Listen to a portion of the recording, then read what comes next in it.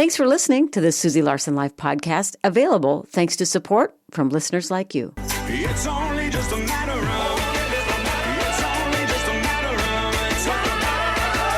time. Sing, so the back row is your glide.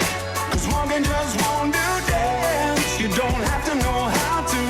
Ever since grace got you there. Welcome to Susie Larson Live. Always so honored to get to spend this time with you. In fact, I look forward to bringing you conversations every single day that hopefully inspire you in your faith walk, that deepen your understanding of God's Word, and that heightens your awareness of His very real presence in your life. I'm on the tail end of a cold, so pardon my voice, but I'm getting better. So glad to tell you that. Here's a question, though, for you as we kick off today's conversation. How do you deal with how you feel? I want to know. Would you mind texting me? If you're, and any answer that comes in, I'll consider to be anonymous. But how do you deal with how you feel? Text me 877-933-2484. Like, what are your instinctive reactions when unwelcomed emotions surface for you? Do you numb out, lash out, hide out? Well, my guest today says that feelings aren't meant to be fixed. They're meant to be felt. They're telling us something about ourselves, and they even reveal what we believe about God. Jennie Allen joins us today to talk about her new book, Untangle Your Emotions, naming what you feel and knowing what to do about it. Excuse me, I've read almost the whole book. It is phenomenal. So grateful. We got a handful of copies to give away today. If you want to learn more about your emotions and have a really healthy biblical view of your emotions, learning how to sit with them, to not shun or shame them or hide them or numb them, but to really notice them so that you can discern what God wants you to know about Him, and maybe places in your story that still need healing. Maybe you want to text the word book to get in on the drawing. 877-933-2484. A quick announcement before we hear from Jennie. And you hear this if you listen often enough, that prayer is a high priority for us at Faith Radio, and we love praying for you. So if you ever have prayer requests, let us know. You can text your request to the same number we text every day, or you can submit your prayer request to the website. So our website, myfaithradio.com. The text number, 877-933-2484. All right, now let me tell you about my guest. We'll get her on the show. Jennie Allen is the founder and visionary of If Gathering, as well as a New York Times bestselling author of many books, including the one we're talking about today, Untangle Your Emotions. A frequent speaker at national events and conferences, Jennie's a passionate leader, following God's call on her life to catalyze a generation to live what they believe. She and her husband, Zach, have 4 children. Jennie, it's been way too long. Welcome back to the show. Oh, it's so good to be here, Susie. You're my favorite. I love hanging out with you for an hour. Thank you so much. And you know, because you've been on the show plenty of times, we ask the same question every day at the top of the show, and it's this: what has the Lord been impressing upon your heart these days? Just as you spend time with Him, what's He talking to you about? Well, I would just say I feel like I'm having more fun with Him than I've ever had. I just feel like He is working around me in such really powerful ways. And I think it has made me just really grateful when I'm alone with Him, and to see His power. I've been reading the Psalms, and just to see His ability to control everything. And I think He's in way more control than we realize.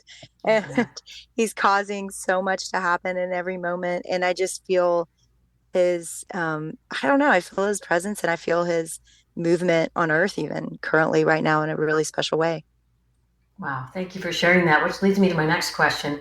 You're fresh off of the If Gathering, and I will say, doing conferences all over the country, a lot of times, especially if you're the one who's kind of the senior director of the conference, a lot of times there's that time after that you just have to recover. So I was amazed when I said, how you doing? You said, I'm great. That was no small undertaking. So for those who don't know what the If Gathering is, tell us what just happened, because you've been doing this, I think, for a decade. But it seems to gain momentum every year. It's pretty wild. So when we launched If Gathering years ago, it was on the heels of Women of Faith, which I was a part of at the end. And I really saw our generation want to be with their neighbors and their friends and their churches and their homes. And so when we launched If Gathering, it was, listen, wherever you are, you can be a part, and you can host your own event and be a part. And so thousands and thousands of events happen live while we're together in Dallas this year. We were at Dickies Arena, and it was wild. We had 13,000 in the room, but then 4,000 events happening around the world. And it's so cool because it's different countries, it's different denominations, it's different ages, it's everything. I mean, it's such a beautiful a miracle that we come around the name of Jesus and the word of God, and it's deep. We teach the word of God, but we really keep it simple and pure. And I mean, it really is, God moves, and it's hard to explain unless you're there, but there's so much life change. This year we did on Friday night we did confession, and the amount of things that were confessed is just so powerful that that people want freedom from, and shared the gospel, and so many people accepted Christ. So it really is just such a beautiful, simple, I don't know, I don't even know what to call it, just gathering of Hmm. women. And yeah, it's really great. So that, yeah, that was this weekend, but I have a great team. So I don't feel probably as tired as they do today. Hmm. Wow, that's awesome. Well, talk about an announcement. I saw on Instagram you said you were about to make a big announcement, but I didn't get to hear what it was. Tell us what that Yeah. announcement was. Yeah. So this year, we told everybody in 2025, we are going to gather the global church, the entire global church live March 1st, 2025. And for the first time in the history of the world, this is possible. Literally, the technology we need to do this, to live stream to hundreds of languages, is just possible because of artificial intelligence. So we're looking at a moment in history that I can't believe that I get to be a part of. We're working with every major big organization you can think of, like the Bible Project and YouVersion, which is are the makers of that Bible app.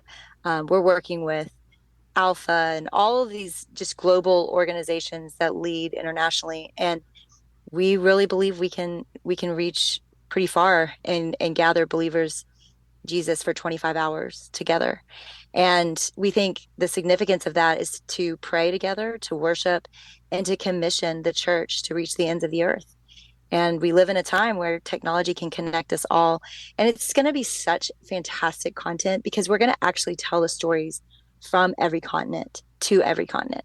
So we'll be live streaming from Europe and Asia, even Antarctica, and we'll be able to say, like, this is what's happening in the world right now. And I believe it is going to so encourage the global church. I think we will feel like, gosh, we're a part of something big. 2.5 billion people claim to follow Jesus. That's a big swath of the world. And we're just going to try to get them all together, 2.5 billion, to love and to reach the 5.5 billion that don't know Jesus. So it's a bold, audacious dream, but there's so many wonderful people helping us. And we really think, we hope that people in their places will gather with their friends and family and their churches, and will live stream as much of it as they can, and to really feel like they're a part. And so right now we're looking for people to say, I'm in, like, I want to be a part of this. And you can go to gather25.com and you can say, I'm in, and we'll tell you a lot more. Wow. Did you ever dream when you first started to when you told Jesus anything, I'll do anything? Did you ever dream it would come to this? I remember where I was sitting our first interview for that book. That's so wild. Huh. And Wow. yeah, I mean that was over 10 years ago, 12 years ago.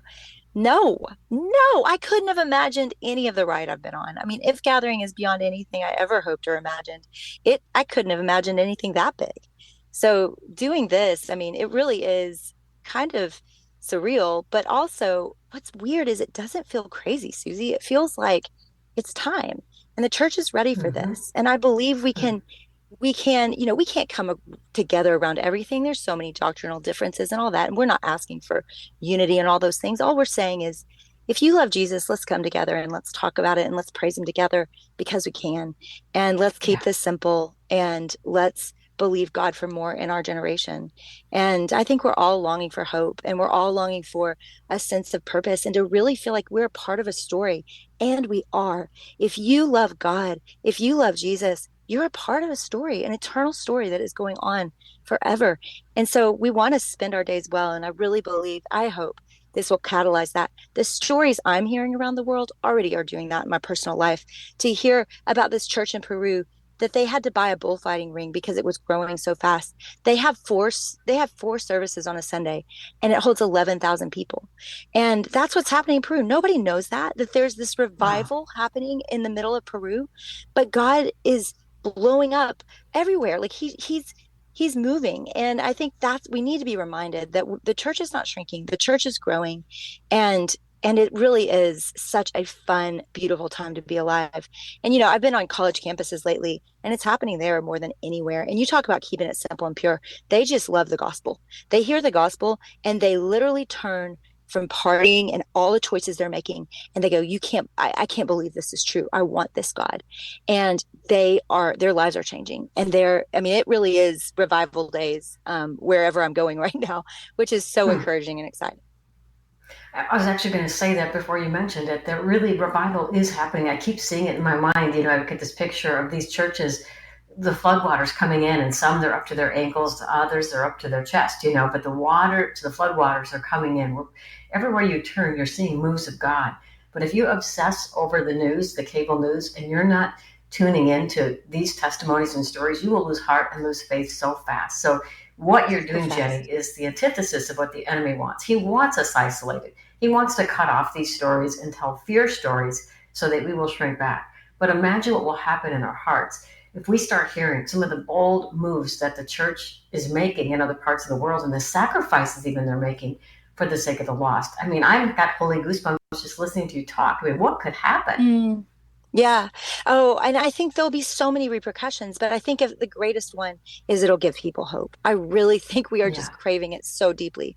And that's my prayer, is that the entire church rises up together and goes, oh, wow, we do have a God that is big and moving, and we don't need to be discouraged.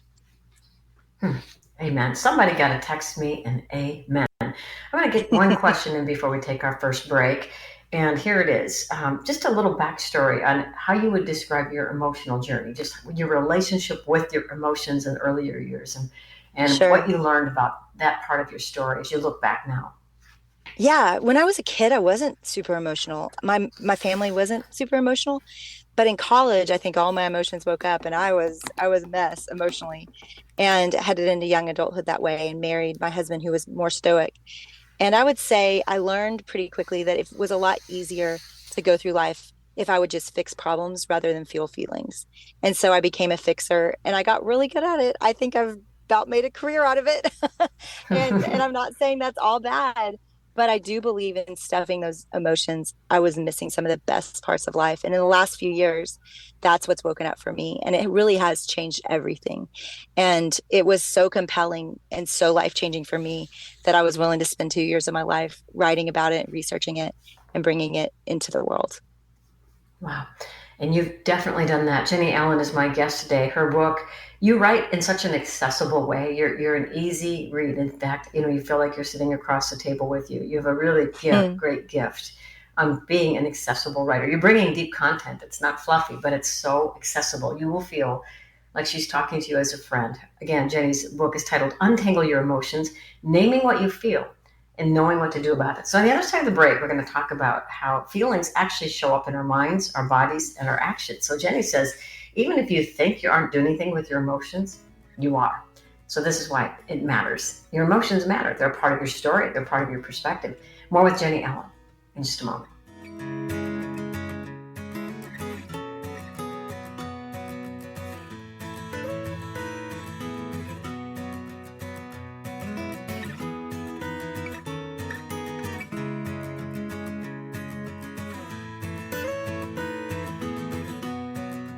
This is Susie Larson, host of Susie Larson Live. Solitude is one thing, loneliness another. We can enjoy rich times with God in solitude, yet we can be in a large crowd and feel all alone. It all depends on the season we're in and the perspective we embrace. Maybe, just maybe, you're walking through a season where nobody quite understands what you're walking through. Well, friend, you know what? Jesus knows. You're never alone. Even so, every one of us needs encouragement on this journey. We would love to encourage you today. If you need some texts of audio encouragement, we would love to send those to you. Text the word lonely to 877-933-2484. Again, text the word lonely to 877-933-2484. Want you to be reminded that you're not alone. He is with you. We're with you too. Connecting faith to life, Faith Radio.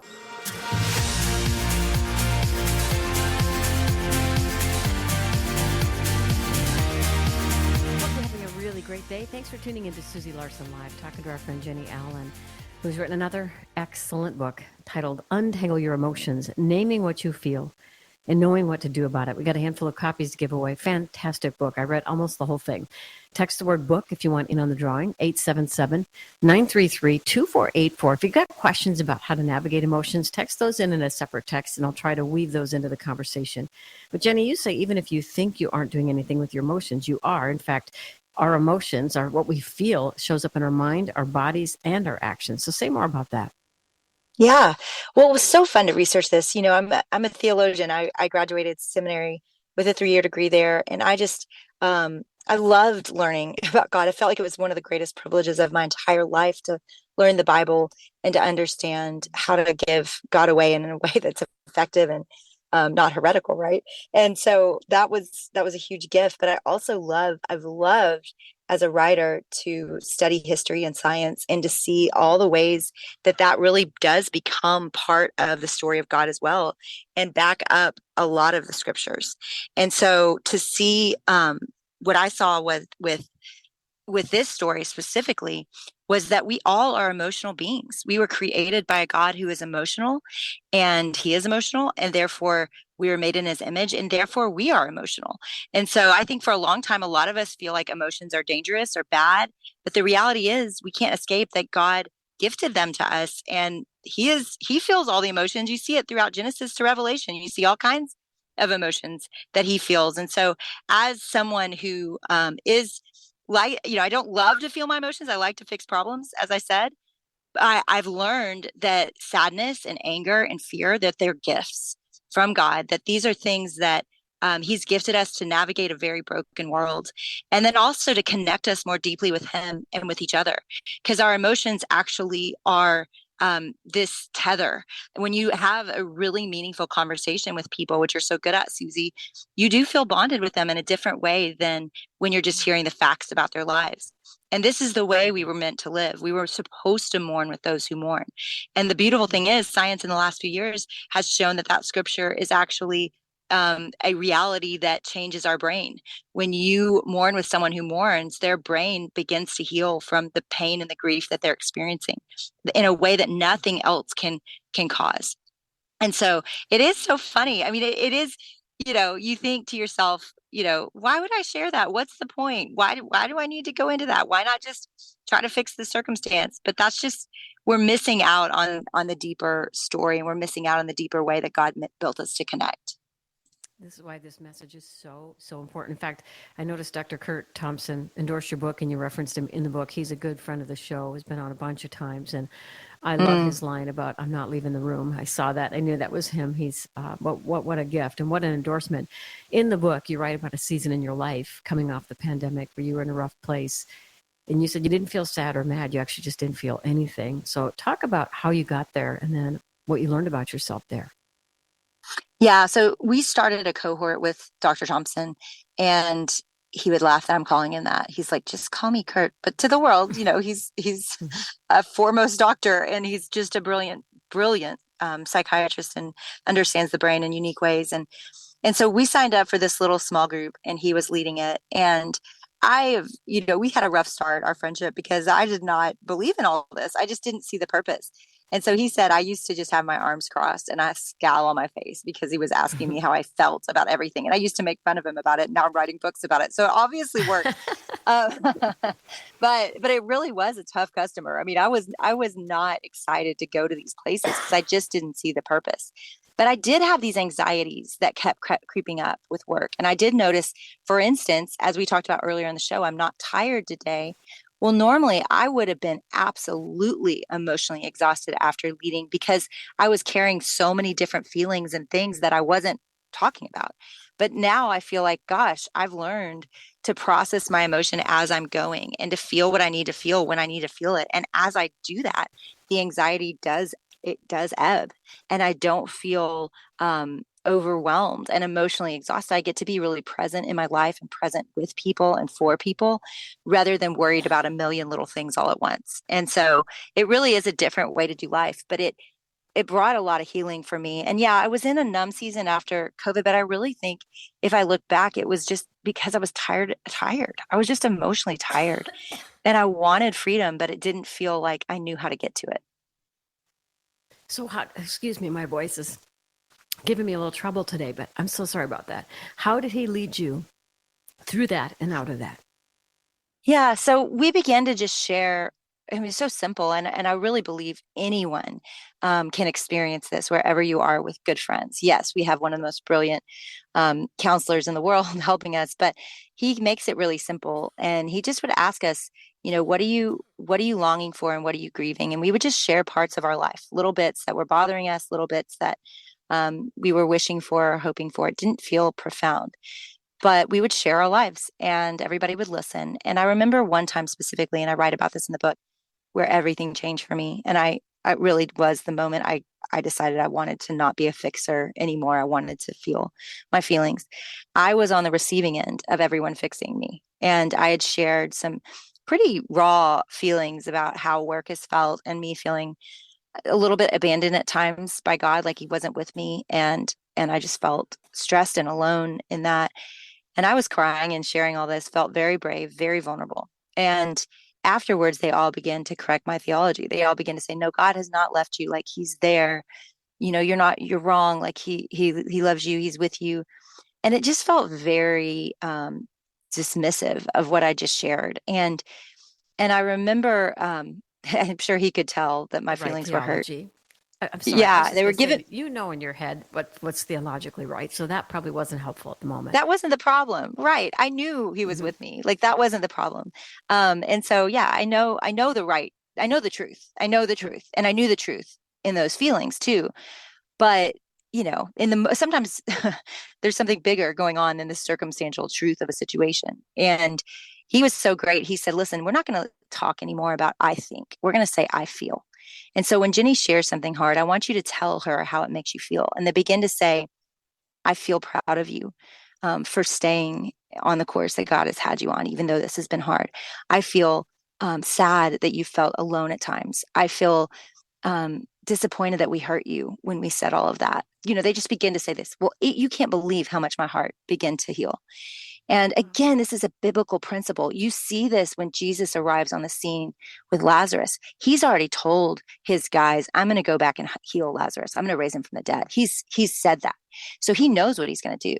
But he walks up and Martha's mad and Mary's crying, and he stops and he feels both of their emotions with them. He allows Martha to just let him have it. And he doesn't say, no, don't be mad. I'm going to fix the problem. Here's what's true. I'm king over death. He didn't play that card. He has that card more than any of us have that card, and he didn't play it.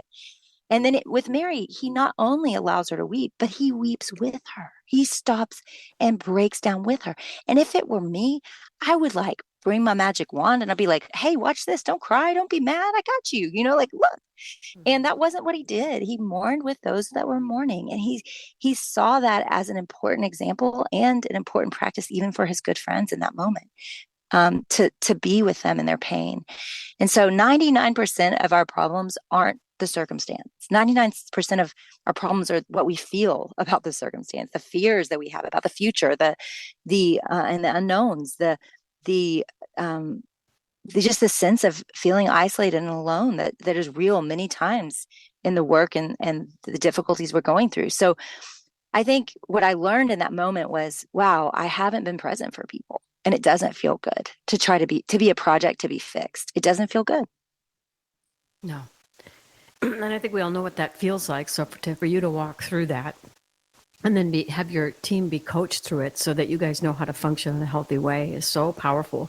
Another thing I so loved and appreciated so much in the story, in your book, as you tell the story, when you're talking about revved up reactions and you were sitting around having dinner with your family, and your daughter, newly married, is just dreaming out loud, and it creates a visceral reaction. But when you go to your counselor and start processing through, she helps you retrace your steps to something that was far more traumatic. So this was just sort of a triggering event. I just so appreciated that example because that is how it is so often. So if you don't mind, set that story up for us. I'd love to. And I think everybody can think of a time when they've overreacted to something and they don't know why. And so in that moment, I was listening to my daughter who had just gotten married, dream about moving somewhere for a year or so to have an adventure with her husband. Well, I was that age not long ago and I felt all those things and I don't want to be a controlling mother, but so I know what's right. Like I know in my head it's okay. Like, and she's even not talking about moving away forever. She's just talking about for a while. And yet everything inside of me was panicked. I mean, I couldn't breathe. I felt like my heart was going to beat out of my chest. I felt like weeping. I was like, this is not normal. This isn't okay. And I didn't want to do that in front of her because I want to play it cool and I don't want to be a controlling mother. Right. And mother-in-law now. And so I got through the meal and it happened a few other times. And every time it was like, I could not handle the conversation. And so when I took that to my counselor, he said, it was actually Kurt, he said, think back to a time that you remember feeling this way. And I said, well, the first thing that came to mind was a year and a half earlier when my husband almost died in the hospital. He had a reaction to a vaccine and he had a little stroke and he couldn't talk or form words. And we go to the hospital and his blood pressure is 210 over 180. It's not even human. And so the doctors are like, this is really bad. This isn't good. Like, we don't know what's wrong. We don't know how to help him. And that was the moment that felt similar when she said, what emotion are you feeling? Or when he said, what emotion are you feeling? And what emotion has felt similar, which is a really good practice, just to be able to name your emotion and then to be able to say, when have I felt this before? Because all of those moments that you felt that emotion are with you in the moment that you're feeling the emotion at the time. And so you don't think about that. And even if you're consciously, in fact, especially if you're not consciously thinking about it, if you're consciously thinking about it, you tell yourself this isn't the same thing. My daughter moving away for a year is not the same thing as my husband almost died. But you would be wise and shrewd and you would be able to see that, but you don't see that and you don't have a conscious thought about it. You just have this absurd reaction. And so I think one of the dangers of us ignoring our emotions is we're ignoring the work and the healing that God wants to bring into our lives. And so when I went back and I shared some of those feelings with people that love me and we began to process those feelings together, I didn't feel as alone anymore. And I remember asking my counselor, I said, now, what'd you do? This feels like magic. Like I just wasn't anxious anymore. Like even today, Susie, my daughter and I were together earlier and she was talking about it again, about where should we go for a year? And I want to go explore and I want to go on an adventure. I felt nothing in my chest, in my body. Like I just felt excited for them, which is what I would want to feel as a mother, you know? And I just felt like, oh, let me dream with you. This is super fun. And of course she was like, no, this is our dream. This is not your dream, you know? But that's great. Like, I think that's the power of this is if we aren't afraid of our emotions, if we let them draw us to the places God wants to bring healing and connection with him and with others, then you can actually, you won't believe how free you are, you know, how things that just totally disrupt you all of the sudden don't anymore. And when I asked my counselor, like, what is this magic you're wielding? Like, how is this happening? He said, Jennie, you just don't feel so alone anymore in your pain. And that was big. And I really believe, you know, that is biblical. That is verses like blessed are those who mourn, because there's this sense that we are closer to God because we are more connected. We go to him in our pain. So there's something about connection in suffering and our emotions that God intended that we're missing if we push them all away. You know, if we were to back up and go to that scenario around the table and you shared it with someone who said, you know, you shouldn't feel that way, and giving you all the right answers, but shunning and shaming you for that feeling, that would just reinforce the fix it in you and in me. You know what I mean? It would just like, this right. Then we're trying to fix the feeling. Yeah. But right. But and let me say this. We don't even need a place to go ahead. Yeah. Well, we don't even need other people to do it. We're doing it we don't even need other people to do it. We're doing it to ourselves. Right. Exactly. And yet, but I thought was so rich was that your counselor led you to a place where, because when your husband had that, unbelievable experience that he could have died from, you said initially you actually were sharp and you were holding it all together, which is sort of that trauma numb response that I think God allows so that you don't fall apart. But then you did feel the reality of you could lose him at your young age. You could lose him. And so, and you trace that back to this time around the table with your daughter. Of course, I mean, anybody that has a heart, total compassion going, wow, Jennie, you've been through major trauma. And so this would trigger a sense of losing someone else, even if it doesn't feel rational at the moment. And what I love about that, Jennie, is it shows God's compassion, because that's how he walks with us through these things, Yeah. Yeah. I mean, when my daughter was saying that, I think what I was picturing was, if you move away, then all my other kids are going to move away. And if dad dies, then I'm going to be alone. Like I wasn't consciously doing all of that, but that was the underlying fear that was there. And until I could know that and name that and face it, there was just this sense of foreboding fear that I couldn't quite put a finger on. And I do believe God, go ahead. I do believe God wants us to go to those places so that he can heal those places. I think people could hear our conversation right now and feel overwhelmed or afraid. Like, I don't know if I want to dig all this up, but you've got to understand, whether you dig it up or not, it's all with you. Yeah. and it will surface at inopportune times if you're not dealing with it. It'll deal with you. That's right. That's right. Yeah. That's right.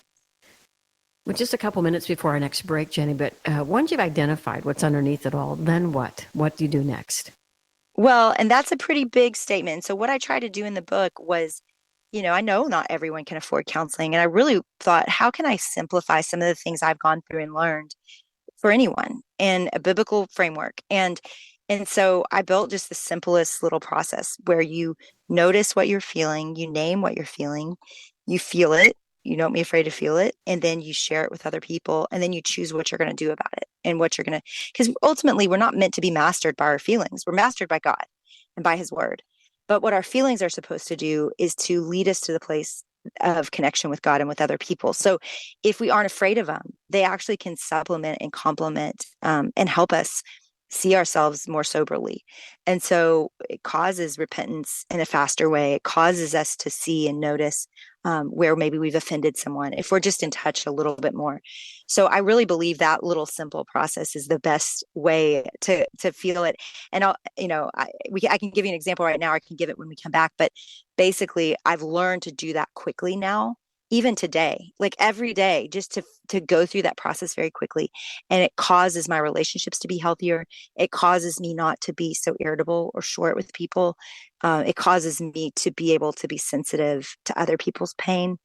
And it's so simple. It really isn't complicated, but it does just take a few minutes of noticing and naming. All right. We're going to unpack that on the other side of the break. And also, the question I'll ask you before that one, though, is why does some of the church get angry about this conversation about feelings? It's amazing. Where some feelings are to be shunned, to be shamed, to be controlled, and to name them and sit with them and try to understand them. Some find that offensive, and I'm not sure why. I'm wondering if you have thoughts on that. But then I want to walk through these steps for naming and feeling and sharing and choosing. Talking to Jennie Allen today, New York Times best-selling author, founder of the If Gathering. And you're going to want to mark your calendar for next year because that's going to be an event. Wow. Untangle Your Emotions is her book, naming what you feel and knowing what to do about it. We'll be back in a minute.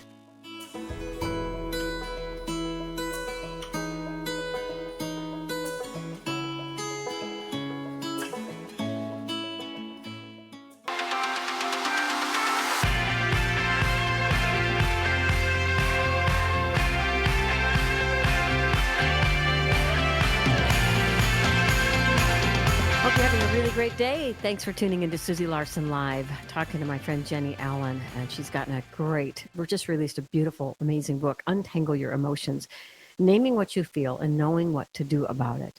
And I was going to ask you the question about why some are opposed to the conversation, but I think a far better question came in from our listener who says this: how do you navigate Bible verses which seem to expressly forbid certain emotions? For example, in Philippians, Paul tells us not to be anxious for anything. And in Timothy, Paul says, God has not given us a spirit of fear. I totally agree with Jennie's take. I just love to hear the scriptural basis. Thanks for such an amazing ministry. Thank you for that question. Jennie, what do you say? Mm-hmm. So good. So I did a little research on every time it says fear not, right? Because no doubt what the listener is saying is true. Like there's some factual verses that are very clear. But let me give you a little different perspective when I did the work. So in every situation, just about, that the words "do not fear" were given expressly from God, there was a scary situation present. So they were about to go to war. They were going to have to take the land. They were going to have to leave somewhere where they've been. They were going to have to risk their lives. There were moments of extreme fear where God is comforting them and saying, hey, don't be afraid. So I want you to take all of that, what we've always viewed as command language in scripture, and to go, what if instead it's comfort language?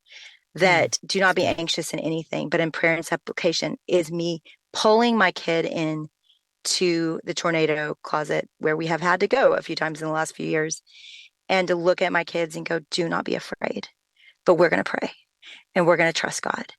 And I really believe that, let's exchange fear for sadness. Okay. So sadness would be one that if I were to say to you, you need to stop being sad or quit being sad, that wouldn't go well. Like you would be like, thanks a lot. That's not helpful. And really the same thing is true with fear, unless God says it. And when God says it, it's like a dad saying it to a kid. It's like, I got you, kid. Like, I'm going to protect you. I'm with you. There's a radical promise in that, but it's not shaming our fear. It's comforting our fear. And so he's not saying, do not be anxious in anything, like, you idiot, quit being anxious. That's wrong. You shouldn't feel that way. He's saying, don't worry, kid. I got you. I feed the sparrows. I take care of the lilies on the field. Like, you think I'm not going to take care of you? Baby, I got you. And when you change it to that, we have such a shame voice in our heads. And many of us grew up in an environment where that was the voice spoken over us for years, that we only hear God as a shameful father, as a disappointed father that's bringing correction all the time. And then when you take that voice and go, man, that's not who he is. He actually really adores us. We are his kids. Yeah. And we get to call him Dad and Abba Father. And we get to crawl up in his lap. Then that changes the way you experience some of those verses.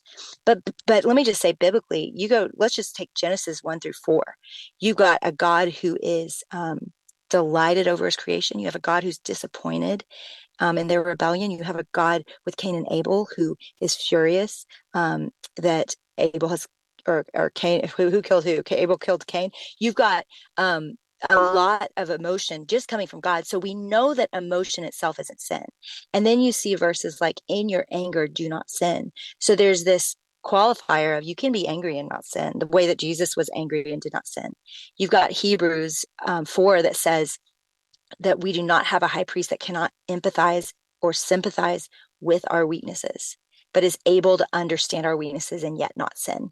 That he understood, he was tempted in all ways and yet did not sin. So there's a compassionate God that created emotions, that feels emotions, that understands our emotions, and yet we are not to be ruled by them. And let me be clear about that. When you ask the question about the church, I actually get where the church, I've thought the same thing for a long time. I thought that's why I wanted to do this project, was I was wrong in my thinking about this. My theology of emotions was not complete. And it was because my theology of emotions was more built on reacting to the world and the way they've made emotions their God, than it was built on God and his emotions and how he calls us to live with our emotions. So when you look at the world and it is broken, to make an emotion happiness your God will lead to destruction. There's no doubt.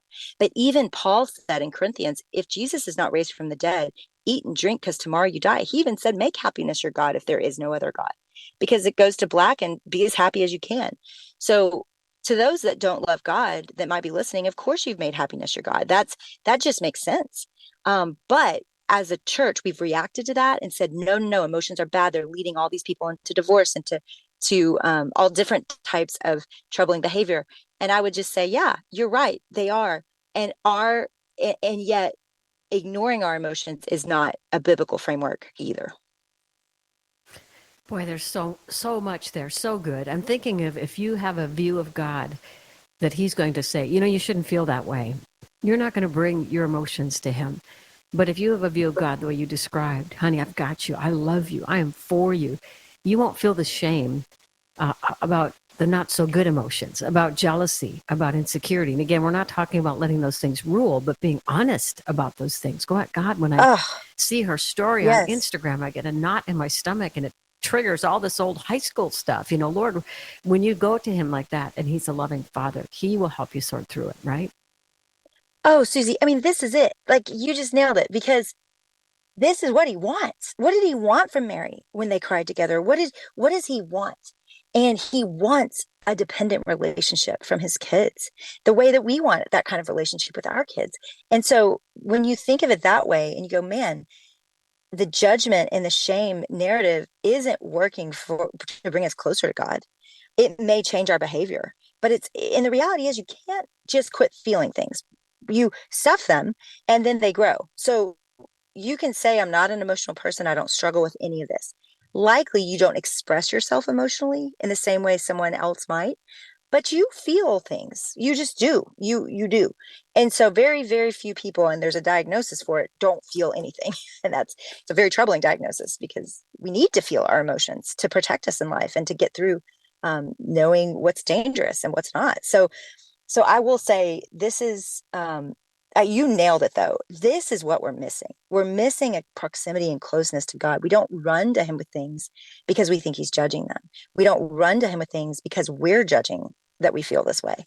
And so my hope is that little judgment voice that's in all of our heads would rest. And the reason I know it's in all of our heads is because anyone that has ever cried with you has said two words, and it's the same two over and over again. I'm sorry. They start apologizing for crying. There's a shame narrative right below the surface. Anytime we feel sad, anytime we feel angry, anytime we feel worried or anxious, anytime we even feel happy, we start to apologize for that. And so that's my hope is after this book, people would feel like, gosh, I feel permission to feel, and not in an unhealthy way. Because remember, suppressing it and acting out and lashing out from emotions really come from the same place, that we don't understand that God has built our emotions and he has a plan for them. And so either way, this is a better path. So good. So go to break. I want to read this excerpt from the book. Emotions are simply another facet of what it means to be made in the image of God. Therefore, emotions are not bad, and emotions are not sin. Emotions aren't even neutral. When we understand that God has a purpose and a plan for them, emotions are actually good, and not just some of them, like peace and joy, but all of them. When we come back, we'll just have a few minutes left, but we're going to walk through the 5 keys to untangling our insides. And I kind of wish I'd have gotten to these sooner, but I wouldn't have traded anything else you said, Jennie. So I'm going to trust that this is how we're supposed to land. When we come back, Jennie will walk us through these 5 keys to untangling our insides. And if we can learn these and apply them, imagine how much healthier we'll be. We'll be back in a minute.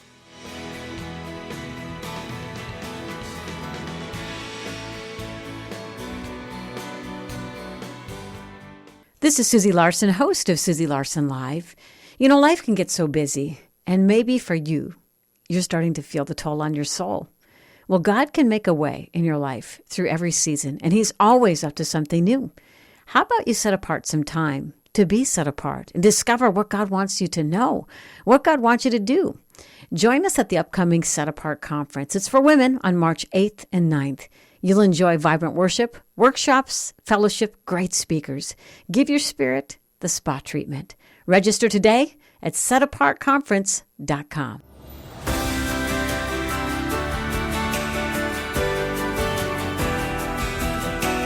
Hope you're having a really great day. Thanks for tuning in to Susie Larson Live, talking to Jennie Allen today about her amazing book, predicting it's another New York Times bestseller, Untangle Your Emotions, naming what you feel and knowing what to do about it. She says, take away emotions and we lose all the most intimate and sacred parts of life, the deepest parts of who we are.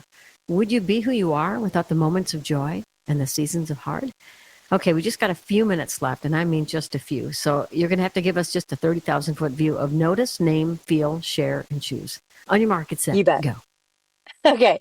Well, notice, I mean, so many of us, it's hard for us to get there, to even be aware of our feelings. And so notice, are you okay? Are you not okay? That's the first question you're going to ask. And then name. The more specificity you can give to what you're feeling, it will be easier for you to feel it. And so you want to know, am I experiencing some disappointment because I was not invited to something, or some real grief about my parents passing a few years ago? And that's, coming back up right now. You want to be able to put a really specific, not just sadness, but a more specific word to it. And again, there's a process for this in the book, and then feel it. Some of us are good at this, others aren't. But if we never feel it, if we never cry with God, if we never cry with others, if we never experience even fear and give it a name and say, okay, this is, then we're not self-aware. We don't know what's happening to us, and we end up lashing out, and we end up it coming out sideways towards people. And then share it. That is going to build your most intimate and deep relationships. When you share it with other people, it's scary and it's awkward, but it really does bring about the greatest healing.